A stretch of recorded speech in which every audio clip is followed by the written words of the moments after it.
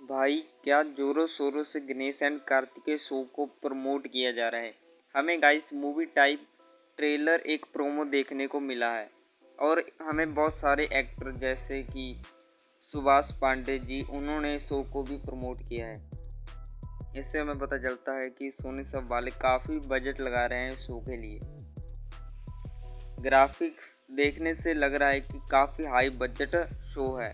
High budget show हो भी क्यों ना, पेनिसुला पिक्चर्स की तरफ से ये शो आ रहा है जिसने हमें अलादीन जैसे सुपरहिट शो दिया।